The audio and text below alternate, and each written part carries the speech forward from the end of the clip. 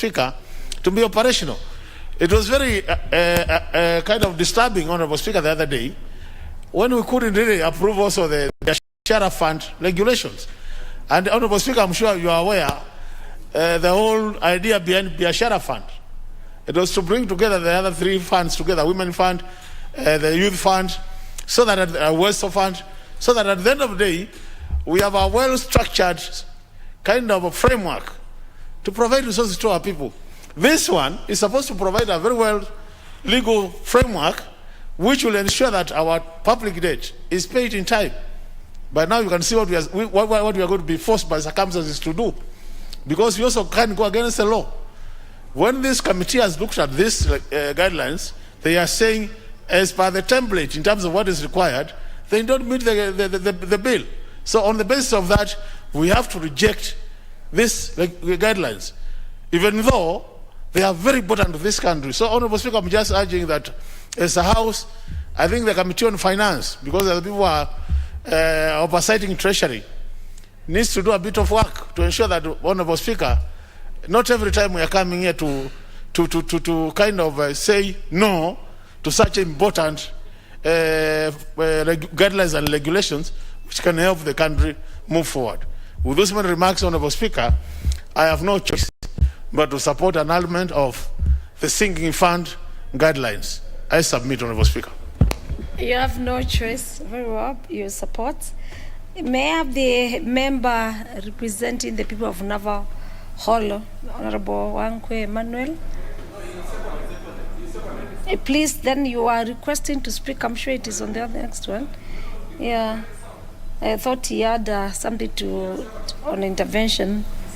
Order. Honorable 001. For him to be on intervention, could be having a point of order. Please. Thank you. Well advised. May we have the member for KU South, Honorable Rono Kipko. Okay. Thank you, Honorable Speaker. First and foremost, Honorable Speaker, thank you for giving me this opportunity to weigh in on the report. And as I do that, Honorable Speaker, I want to congratulate you, because you are you are very beautiful on green, and particularly the headgear. It is it's really matching along with a bit of some color of UDA there, which is moving on very well. But all said and done, Madam Speaker, you are extremely smart. Thank you. But going back to the report. Honorable Rono Kipkogape, as a matter of procedure, there's a point of order by Honorable Emilio Odhiambo. Okay. Let's hear what Honorable Emilio Odhiambo has. Give her the mic. Madam Speaker, thank you for giving me the opportunity. Madam Speaker, I can hear there are members who are shouting and telling me that I should raise a point of order on whether the member is relevant. Madam Speaker, I will not raise the issue of relevance, even though it's not relevant. Madam Speaker, as a fellow woman member of Parliament, I must defend you, because the color you are wearing is not UDA. It's not even remotely UDA. And where you come from is not UDA at all. So I know you cannot wear UDA colors. So, Madam Speaker, I just want to say and agree with him that you are extremely smart, but you are not wearing UDA colors. I know most men are colorblind. But you see, in order to be colorblind, Madam Speaker, at this time and hour of electioneering. So I just want to confirm to him that I know you are a member of WIPA and you are not in UDA whatsoever. And your colors are not UDA whatsoever. Thank you. Very well. Yeah. As we do. I know she is chill as Honorable Speaker, because I have pointed out your smartness. Member for Dagoretti has to say. But as a speaker, Madam Speaker, I don't deal with the... I do rise on a point of order to seek your direction on whether the Honorable Rono is actually in order to steer away from the point that is on the floor as we speak. And I do think that the chair should find him out of order on the basis that what he's saying is not relevant. What is he but saying? Madam Speaker, what is he saying?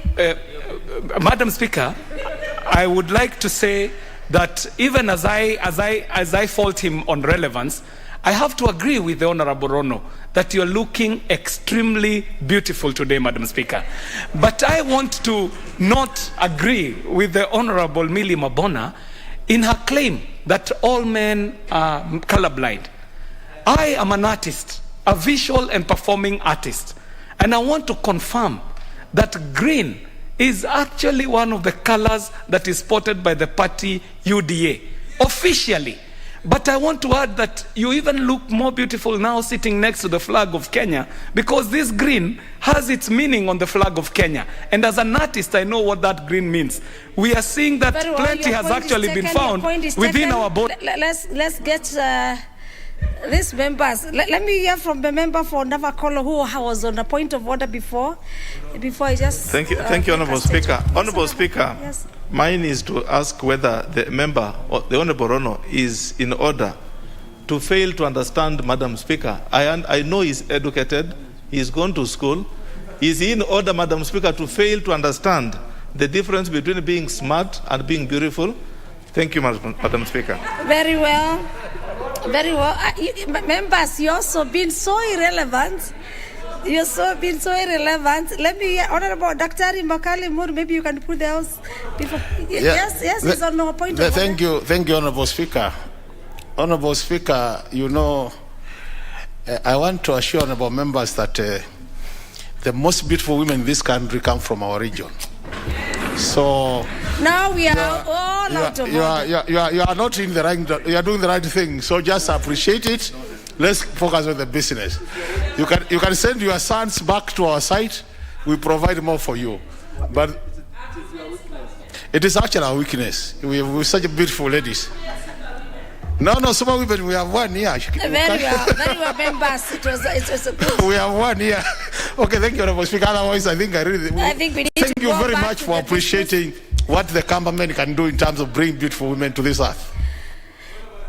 Nothing is out of order. Honorable Sankok, what is out of order? Unless Honorable Makali is out of order or Honorable Navakol is out of order, I can say there's nothing out of order in this house, but we are eating on time for the Honorable member was to contribute. But let me hear you. Honorable Speaker, I can confirm that you are always extremely beautiful, whether in green or in yellow or now, in blue. Very well. But what Honorable Rono had said, I've confirmed what all members have been saying. And I want to ask Millie Odhiambo, don't be jealous, because all of us are created differently. Order, members. Order, members. Order now. Now we are taking the debate too far. Other members, we have a motion on the floor to debate, and we had the Honorable Rono. Please let us observe relevance as guided by our own standing orders. Honorable Rono, also, please get to the business of the motion. But I must say thank you. Thank you, Honorable Speaker. Where I am a speaker is non-partial, or I belong to Wiper Democrats. May I conclude, Honorable Speaker, that you are smart and beautiful. Get to you. And we conclude that way. Okay, make your point now on the motion. May I point out, as my colleague Honorable Sangoke had said, this country needs to see the level of the debt that we have and the current development in place, whether it's in tandem. Because when you look at our debt, for example, Honorable Speaker, it is ridiculously high compared to the level of the development that we have in place in our country. Reducing debt is a very important issue facing this country at this point in time. And it is what this House should focus on, what the executive should focus on, and of course without increasing the level of taxes. So, Honorable Speaker, I want to support the motion that is in place at the moment, and I want to plead with this House. Let us focus on the policies that will assist this country to reduce debt, and not only to reduce debt, but to equally reduce the taxes that the citizens are paying. Not, of course, to wish away the development currently ongoing in Kenya. Thank you, Honorable Speaker. Very well. You're on record. You are supporting. Honourable members, for those who have just come in, we are on order number 14. That's a motion on order number 14. On an element of the Public Finance Management Sinking Fund Guidelines 2021. Let me have the member for Suba North, Honorable Odhiambo Akoth. Honorable Millie Odhiambo, contribution. Thank you, Madam Speaker. Madam Speaker, that was actually the intervention for the earlier point of order. Thank you. Very well. Then let me have for this matter the representative of the people of Dagoret South, the Honorable Waweru Kiari. The Honorable Waweru Kiari, use the mic behind you. Thank you very much, Madam Speaker. Very well. And I do stand to support the committee's report that we annul these regulations in their entirety. Madam Speaker, it is not the hobby of Parliament to be annulling regulations. This House does not enjoy taking back work to committees and the committees taking back work to the relevant ministries. But Madam Speaker, the way these regulations have been crafted and have been faulted by the committee report are actually pointing to a danger in the ministry. And the danger that is there is actually laziness, Mr. Speaker, because the faults that we are seeing and reading from the committee report are actually careless mistakes that could have actually been picked up by any officer in the ministry before these regulations were forwarded to the committee for approval, Madam Speaker. Madam Speaker, it is also regrettable that this is not the first time that we are taking back regulations to Treasury. Treasury is becoming a perennial offender. Madam Speaker, the devil is always in the detail. If Treasury is failing on such small issues as preparing regulations, and these regulations are actually being prepared according to laws that exist, a constitution that exists, so it would only have taken a person to just read the letter of the law, understand the spirit of the law as they were putting up these regulations. But I said, Madam Speaker, that Treasury is proving to be a perennial offender. Today, it is regulations. Yesterday, it was the matter of CDF. The other day, it was the matter of BPS. The other day, it was the matter of public debt. Madam Speaker, there is a problem at Treasury. And the Treasury and the problem is actually bigger than the eye can see. So, Madam Speaker, as Parliament is going into the budget making process, as we commence on the budget making process, Parliament will have to do the heavy lifting. Look and actually lift the veil on the ills that are in this Treasury, Madam Speaker. Madam Speaker, the sinking fund is actually a very important instrument in public finance management. Madam Speaker, today, our country is actually choking under the weight of debt. Madam Speaker, we are being told that this country is borrowing close to 2.5 billion shillings every day. Monies that if we started to pay today, Madam Speaker, we would be paying all the way to the year 2099. But that is just the headline, Madam Speaker. If we dig deeper, we will find out that even how this debt is being reported could also be in the same manner that we are being told that collections by KRA are happening, Madam Speaker. It is on record that Treasury is reporting to us that they have gone over and above the targets that they had set in terms of revenue collection. But that is the story that we are being told. The reality on the ground, Madam Speaker, however, is extremely different.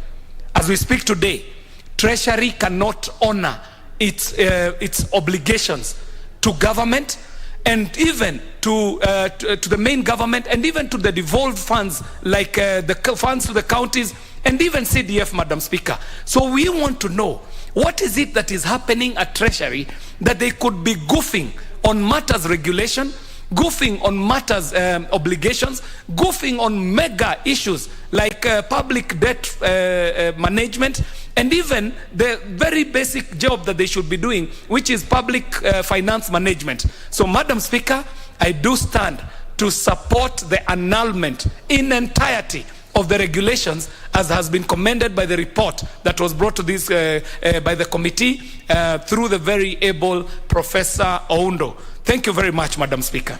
Very well. We have a request by the member for Garissa Township, the Honorable Duale Eden, and I confirm that is consulting in our consultation room.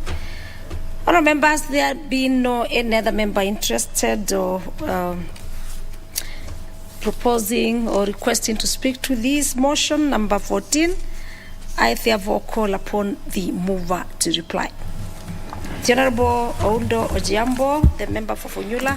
Thank you, Honourable Speaker. I think colleagues have been very clear in their disgust at the poor show by the Ministry, the State Department of Treasury, and this sentiment I do believe the leader of majority party has had, and we have also had as a committee. When they appear to us another time, we will raise the same issues this House has raised. Honourable Speaker, one of the issues that we failed to that led to the recommendation to annul was the lack of regulatory impact assessment. In that regulatory impact assessment report, Honourable Speaker, we could have easily picked out on the issue of how much debt that this country owes to the various bilateral lenders and the rest. Because of that, we had no choice but to do what we did. Honourable Speaker, in those few remarks, I beg to reply. Thank you. You beg to reply. Members, cognizant of the standing orders, I order that order number 14, the motion on annulment of the Public Finance Management Sinking Fund, Guidelines 2021, that the question be deferred. Next order. Order number 15, motion, annulment of the Environmental Management and Coordination Impact Assessment and Audit Amendment Regulations 2016. Can you have the chairperson, Committee on Delegated Legislation, to move? Yes, the Honourable Member from Mbeere North. Thank you, Madam Speaker. I beg to move that this House adopts the report of the Committee on Delegated Legislation on its consideration of the Environmental Management and Coordination Assessment and Audit Amendment Regulations 2016, laid on the table of the House on Wednesday, November 10th, 2021, pursuant to the provisions of Section 18 of the Statutory Instruments Act 2013 and Standing Order 2010, annuls in its entirety the Environment Management and Coordination Impact Assessment and Audit Management Regulations 2016, published as legal notice number 149, 2016. Madam Speaker, the Cabinet Secretary for Environment, Natural Resources and Regional Development Authorities, in exercise of the powers conferred by Section 147 of the Environment Management and Coordination Act number 8 of 1999, made the Environmental Management and Coordination Impact Assessment and Audit Amendment Regulations 2016. The regulations were made via legal notice number 149 of 2016 and published in the Kenya Gazette on the 16th of August 2016. The committee was in receipt of the letter dated 13 November 2020 from the Society for Biotech Farmers of Kenya, SOBIFAC, inquiring whether the Environment Management and Coordination Impact Assessment and Audit Amendment Regulations 2016 that were made by legal notice number 149 of 2016, published in the Kenya Gazette on the 16th of August 2016 was submitted to the National Assembly, and a further letter dated 16 September 2021 from the Open Forum on Agriculture, Biotechnology in Africa, OVAP, inviting the Select Committee on Delegated Legislation to consult, confer, and deliberate on the matter. Madam Speaker, the committee, pursuant to Section 112(2) of the Statutory Instruments Act 2013, may scrutinize instruments published at any time, including instruments published prior to the commencement of the Act. The committee, pursuant to Section 16 of the Statutory Instruments Act, conferred with the Minister of Environment and Forest, attended by National Environment Management Authority, NEMA, on 15th of September 2021, and following a meeting with the National Biosafety Authority on the 28th September 2021, where members raised a number of concerns in respect of the regulations. Madam Speaker, the committees came up with the following findings. Following comprehensive scrutiny of the Environment, Impact Assessment and Audit Amendment Regulations 2016, the committee made the following observations: that Section 147(1) of MCA provides that the Cabinet Secretary may, on the recommendation of the authority and upon consultation with the relevant lead agencies, make regulations. The enactment clause of the regulations are no mention of any recommendation of the authority, no consultation with the relevant lead agencies, and the same is not demonstrated. This infringes Article 259(11) of the Constitution, which requires mandatory recommendations or consultations with other institutions when so required under statute, and which must be sufficiently demonstrated at the enactment clause of the regulations. Article 259(11) of the Constitution provides that if a function or power conferred on a person under this Constitution is exercisable by the person only on the evidence or recommendation, with the approval or consent of, or on consultation with another person, the function may be performed or the power exercised only on that advice, recommendation, without approval or consent, or after that consultation, except to the extent that this Constitution provides otherwise. That contrary to the requirements set out in Sections 11(1) and 12(1) and 2 of the Statutory Instruments Act number 23 of 2013, the regulations published as legal notice number 149 of 2016 were not submitted to and were not tabled in the National Assembly. This implies that it ought to have ceased to have effect on the last day for it to be so late, hence lapsed by operation of law. That the Ministry and the National Environment Management Authority, NEMA, did not conduct public participation as required under Article 10 and 18 of the Constitution and Sections 5, 5A, and the schedule to the Statutory Instrument Act, as read with the Environment Management Coordination Act 1999. So that, Madam Speaker, that contrary to Section 11(2) of the Statutory Instruments Act, there was no explanatory memorandum made to the regulations providing for the purpose of the statutory instrument and the legislative context, policy, or background, and there were no consultations. Its impact on fundamental rights and freedom, modalities of monitoring and review, which would have guided the committee's consideration during the scrutiny. Madam Speaker, having examined the conformity of the Environment, Impact Assessment and Audit Amendment Regulations 2016, published for legal notice number 149 of 2016, with the Constitution, the Interpretations and General Provisions Act, Cap 2, the Statutory Instruments Act 2013, number 23 of 2013, and the Environmental Management and Coordination Act, number 8 of 1999, pursuant to which they were made, the committee recommends that the House annuls in its entirety the said statutory instrument for non-compliance with the Constitution, the relevant statutes, and the National Assembly standing orders.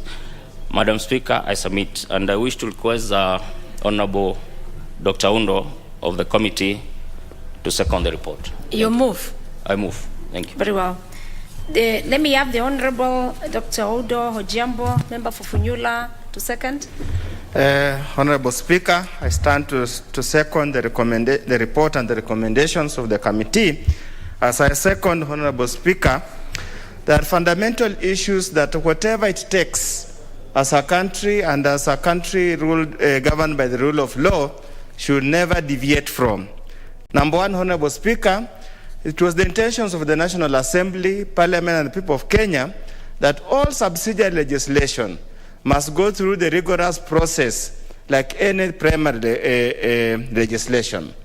For any regulatory making authority to purport to usurp the power of Parliament and make regulations, enforce regulations, is unacceptable, unconstitutional, and actually the persons involved should be cited for breach of the law. So on that account alone, Honorable Speaker, without even going into other issues, this was dead on arrival. And we need to make it very clear, Honorable Speaker, as my colleague JKJ has said, we don't take any pride in annulling regulations. It takes money, it takes time to develop these regulations. But we are asking the regulatory making authority, we can never deviate from the law. We can never subvert the law. We must abide by the law, and that's not negotiable. That's unacceptable, unexcusable breach of the law, and we must punish and do what we are supposed to do. Second, Honorable Speaker, as much as the regulations are necessary and they have very far-reaching issues, have far-reaching provisions that are extremely necessary, but the mere fact that they are made contrary to the law, they are defective, as the legal mind will say, ab initio, whatever that means, I just hear and I also copy. Second, Honorable Speaker, the mere fact, again, the regulations go to the core of environmental impact assessment. You cannot purport to make regulations without public participation. The framers of the Constitution of Kenya 2010 and Article 10 and 1118 never contemplated, actually intended that for whatever we do, the people of Kenya must be directly involved in making those decisions. Yes, members of parliament are their representative, but how do you represent if you have not been told who to come and represent? So on that score alone, Honorable Speaker, I beg to support the report. Thank you. You beg to second. Yes, I beg to second, Honorable Speaker. Madam Speaker. Very well. Members, with that, I propose the question, which is that this House adopts the report of the Committee on Delegated Legislation on its consideration of the environmental management and coordination, that is impact assessment and audit, amendment regulations 2016, laid on the table of the House on Wednesday, November 10th, 2021, and pursuant to the provisions of Section 18 of the Statutory Instruments Act 2013 and Standing Order number 2104B, annuls in entirety the environmental management and coordination, impact assessment and audit, amendment regulations 2016, published as legal notice number 149 of 2016. The member for Dagoretti South, the first one on my request list. Thank you very much, Madam Speaker, for giving me the opportunity to have the first shot on this one. And Madam Speaker, I think this one is a no-brainer. As I had said earlier, this House does not take pride or does not have a hobby in annulling regulations.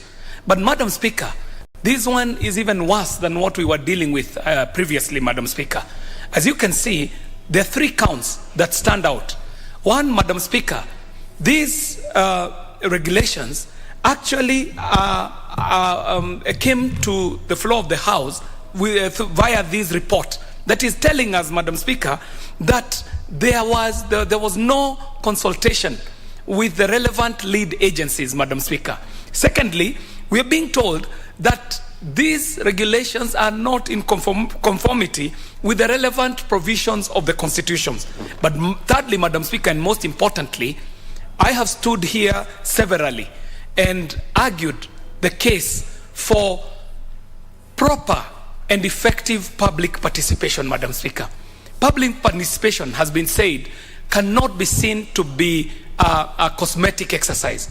It needs to happen as provided for by the Constitution. So, Madam Speaker, as I said, this one looks like a no-brainer. I do support that they should be annulled in their entirety.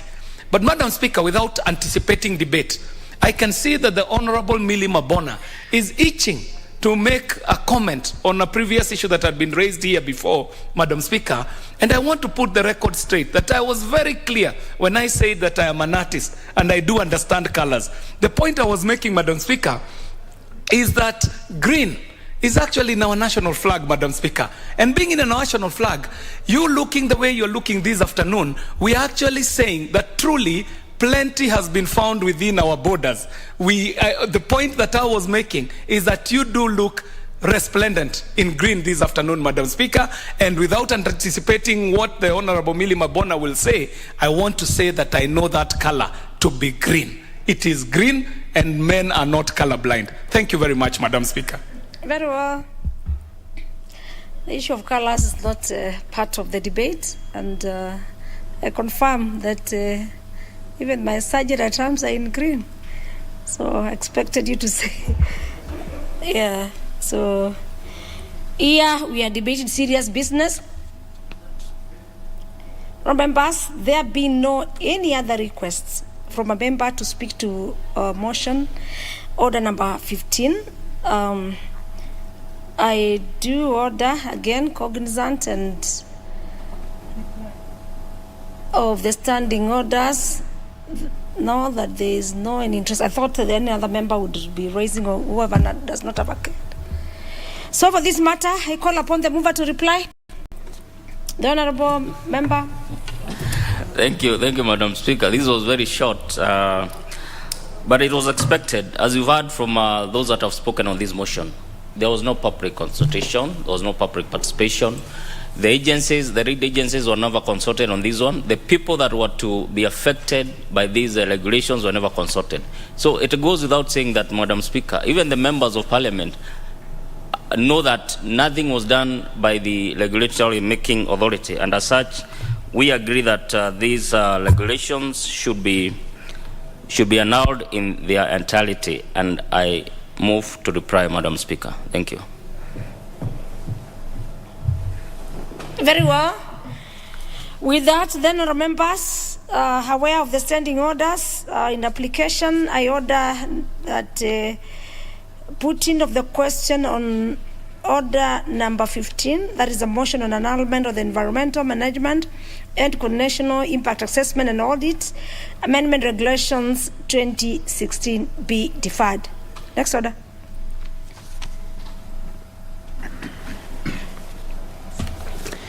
Order number 16.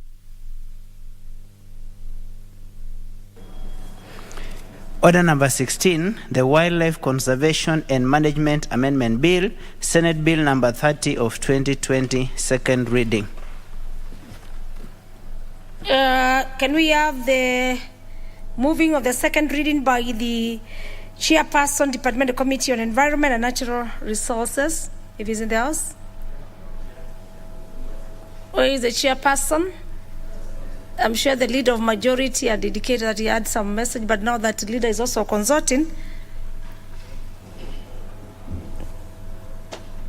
I am aware that the leader of majority has something to say on that. Yes. Please, leader of majority. Leader of majority on order number 16. Yeah, Honorable Speaker, my apologies. The Committee on the Environment is in a meeting. I think they are going through some election, and hence have requested that we step down this matter until they can reconstitute themselves and bring it probably in the course of next week. So we can move, yeah, if you could. Okay. Yeah. Having listened to the leader of majority and members, I'm convinced on the status of the order number 16, and I do therefore order that order number 16 is deferred. Next order. Order number 17, the Mental Health Amendment Bill, Senate Bill number 28 of 2020, second reading. Again, the Chairperson, Departmental Committee on Health.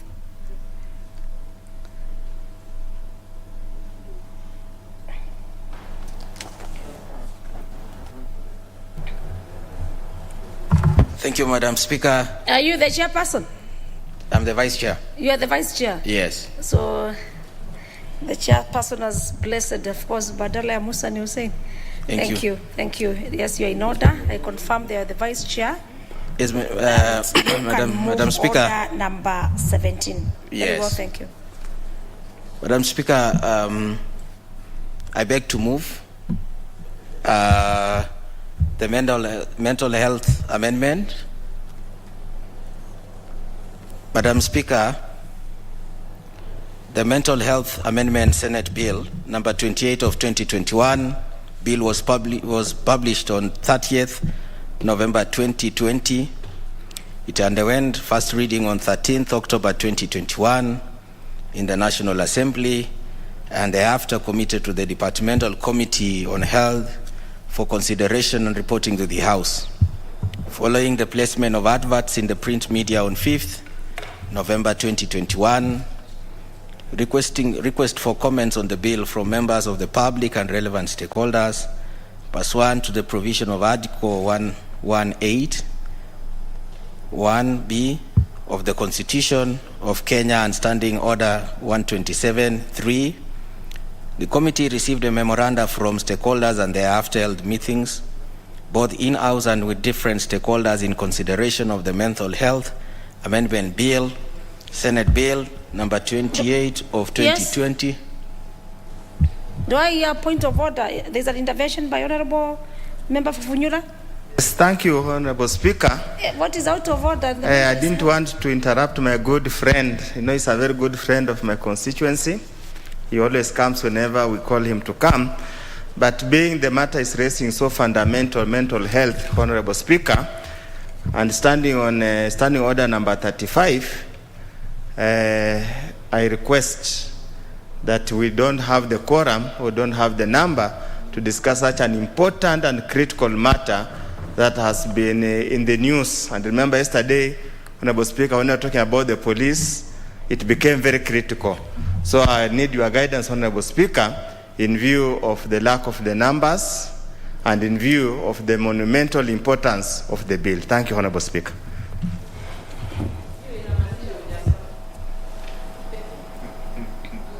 Very well. Members, the Honorable Ondo, Member for Funyula,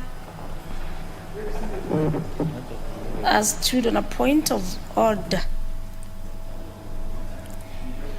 That is on point of our standing order number 35. Kwa Kiswahili wanasema akidi wakati wa shughuli za kikao. Iwapo mbunge yeyote atadai kuwa akidi haijatimia katika kikao wakati wowote kikao cha bunge la taifa au kamati kinapoendelea, spika au mwenyekiti atahesabu wabunge walio katika ukumbi na kamati. Members, with that order been raised katika ukumbi yetu la bunge, I order have confirmed, then I do order that the quorum bell be rung for 10 minutes. I do order that the quorum bell be rung for 10 minutes.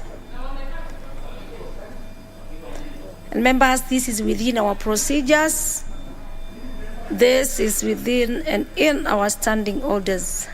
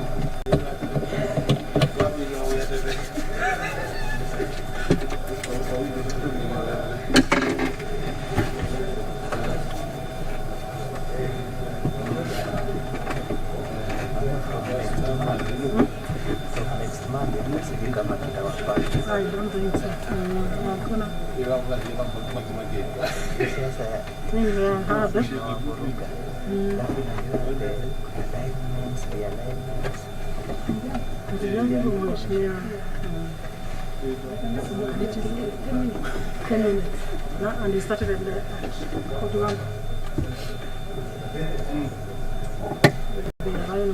environment.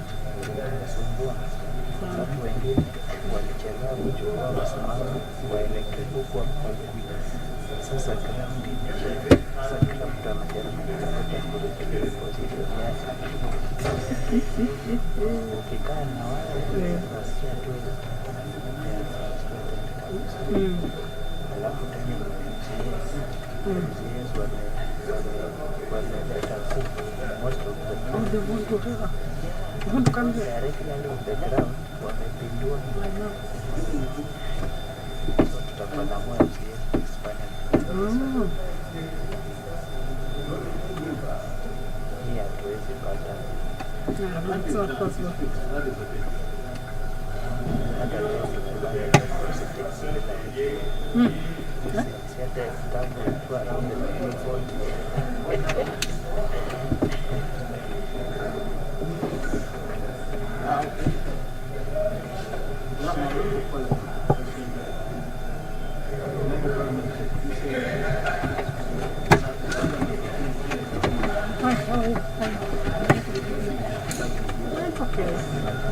I'm waiting for 4:51.